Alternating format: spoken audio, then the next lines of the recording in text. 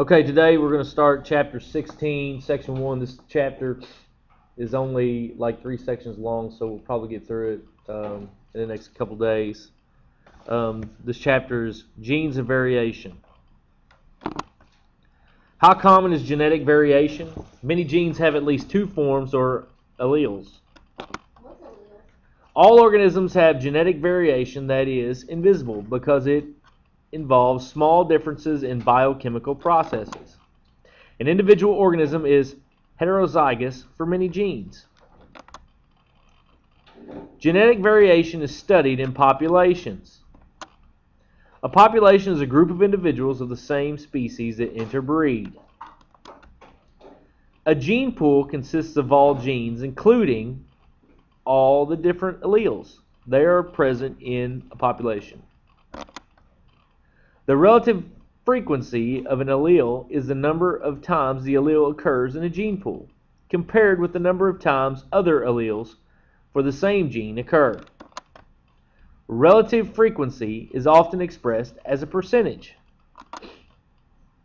Okay, so right here in this diagram you see we have the gene pool for fur color in mice. We have our sample population.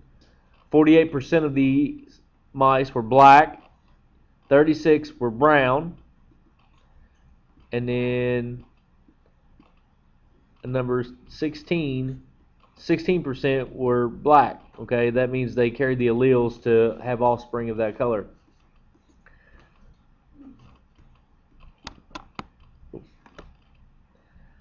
Key concept number 1 for section 16.1 is how is evolution defined in genetic terms? In genetic terms, evolution is any change in the relative frequency of alleles in a population. Key concept number 2. What are the main sources of heritable variation in a population?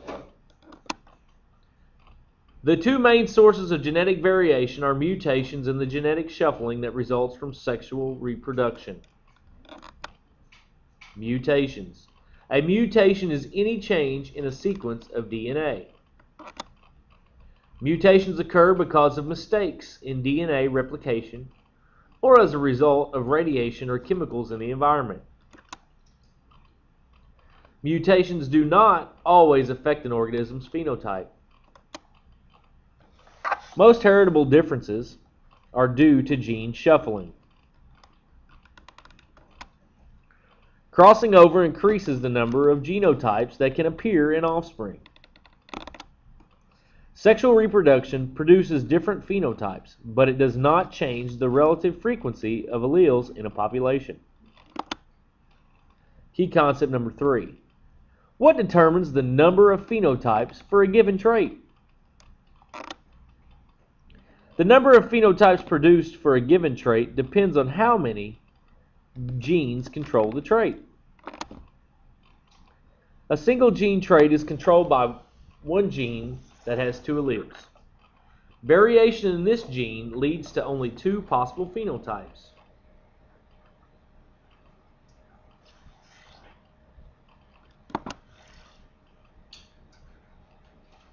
The allele for a widow's peak is dominant over the allele for a hairline with no peak.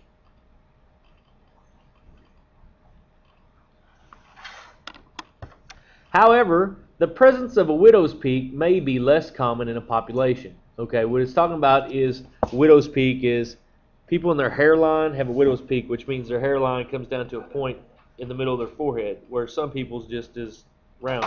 Okay, so if you have the widow's peak hairline, then that is a dominant trait that made it through in your genetic makeup when you were being developed as an embryo. In real populations, phenotypic ratios are determined by the frequency of alleles as well as by whether the alleles are dominant or recessive. Many traits are controlled by 2 or more genes and are called polygenic traits. One polygenic trait can have many possible genotypes and phenotypes. Height in humans is a polygenic trait. A bell-shaped curve is typical of polygenic traits. Okay, so this is a bell-shaped curve is also called a normal distribution. Okay, the reason why they call this a bell-shaped curve is because, as you can see, the curve looks like a bell.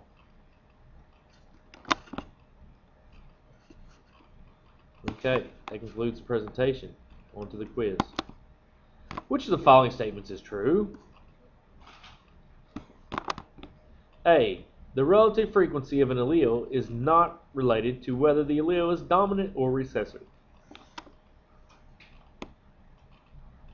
Most inheritable differences are a result of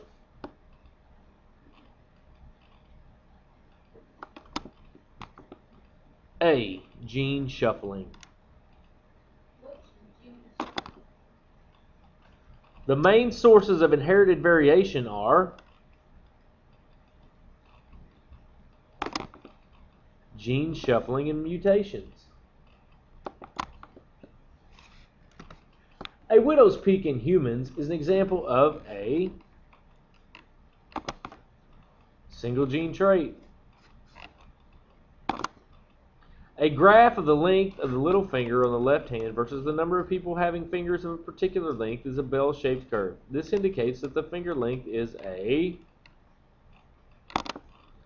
polygenic trait.